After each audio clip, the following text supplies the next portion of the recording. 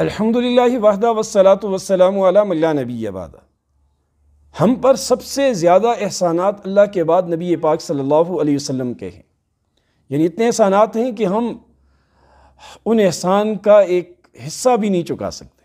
حضور نے ہمارے لیے جو قربانیاں دی، حضور پاک صلی اللہ علیہ وسلم کی وجہ سے جو ہمیں انعامات ملے، جو اللہ پاک نے بلندیاں عطا فرمائی، حضور پاک صلی اللہ علیہ وسلم کی عادت مبارکہ یہ تھی کہ آپ صلی اللہ علیہ وسلم ہمیشہ دو قربانیاں کیا کرتے تھے، ایک اپنی طرف سے اور ایک اپنی امت کی طرف سے، زیادہ بھی کرتے تھے۔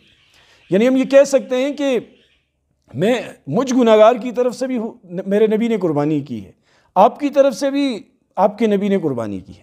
تو مسلمان کا عشق محبت میں یہ فرض بنتا ہے کہ وہ جب اپنی قربانی کرے تو نبی پاک صلی اللہ علیہ وسلم کی طرف سے بھی قربانی کرے۔ حضرت علی رضی اللہ عنہ کا یہ معمول تھا کہ وہ ہمیشہ دو قربانیاں کیا کرتے تھے، ایک اپنی طرف سے، ایک حضور پاک صلی اللہ علیہ وسلم کی طرف سے۔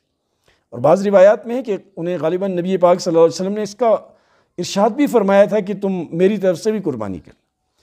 تو حضور علیہ السلام کی طرف سے قربانی کرنی چاہیے، بزرگان دین کی طرف سے، صحابہ اکرام، اہل بیت اعظام کی طرف سے بھی کرنی چاہیے۔